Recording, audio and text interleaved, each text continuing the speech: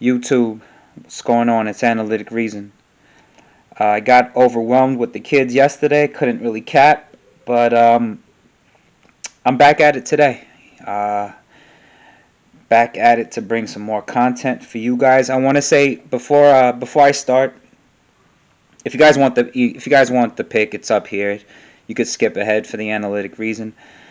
Drop that like and subscribe if you haven't. And I want to say thank you. I've been getting a lot of positive messages from you guys. You know, appreciating the content. You know, you guys want to know why I started capping games and decided to put this stuff online. You know, I've been capping games for a really long time. I've also been watching the NBA for a really long time, and I'm in my mid 30s right now. I've been watching the NBA for like 25 years. You know, I've been watching sports in general for a long time, and when I really got into handicapping, I used to watch other people handicap on YouTube and go on these forums, and it was always like it was always with for like they always gave reasons where I didn't really agree with their methodology. Like they would, like some of this stuff would be like, well, if a team doesn't score on a full moon on the 14th Monday of each year, and I'm like, you know what? That's like that doesn't even make sense to me. Like capping games is more, you know, to me it's more like capping motivation than statistics. You know what I mean? It's a little bit nuanced in that way. Like a funny background is a funny story is that my background is mathematics and statistics. I do have a bachelor's in math and statistics, but I would say about 20% of capping is math.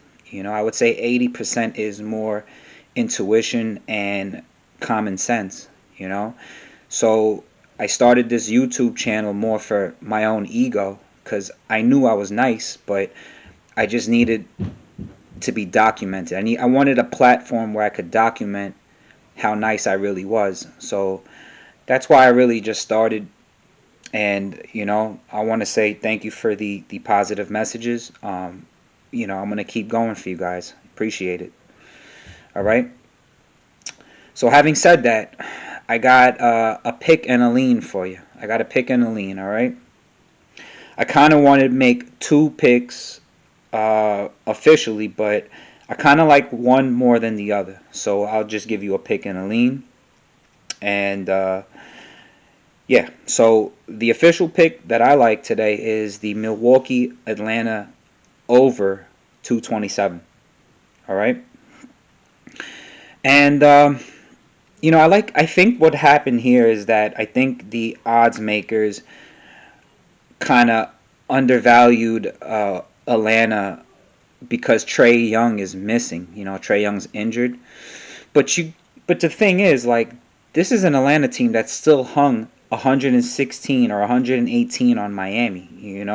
And Miami's a good defensive squad. What is it? 1-8. They scored 118 on Miami. So you know, you got to remember, Atlanta, Atlanta got walking buckets. They still got one of my favorite players on that team. They got Lou Williams, and they got Gallinari, who doesn't really play D. All they do is score.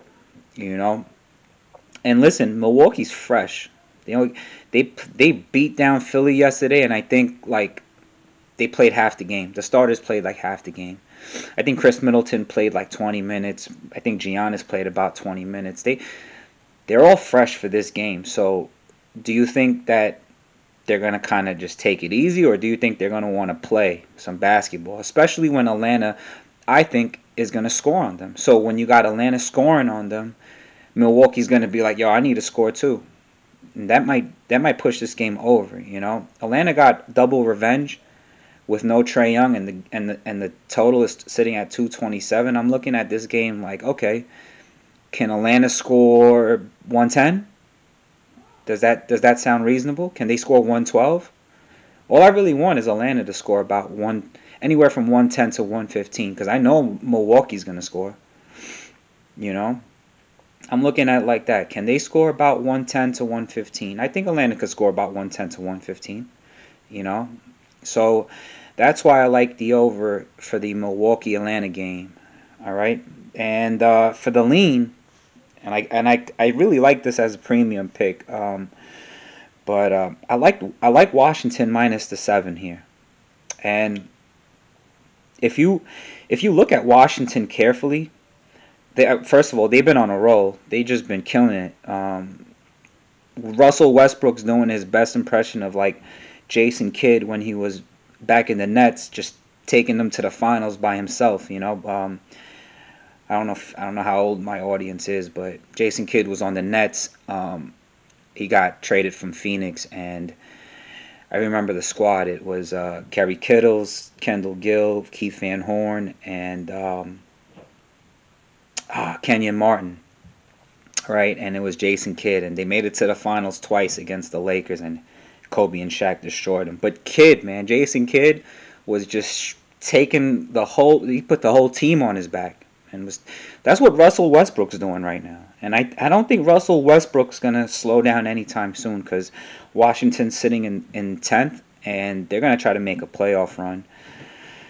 But this is the funny thing about Washington, and I noticed it only like the past couple of games. Like Washington was like minus 9, 10, 12. But the thing is, like they're beating down these bad teams. If you take a look at Washington, they blow out bad teams.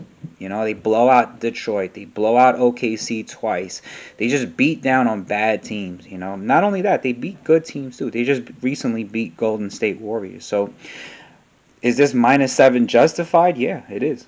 I think I'm kind of glad I'm seeing a high number because if it was Washington minus 3 or lower, I would definitely go with Cleveland here. But the high spread means that Washington's about to beat Cleveland down tonight. So we'll see. I wasn't too confident with that. I wasn't too confident, but I still like Washington minus the 7 too. So yeah, that's that.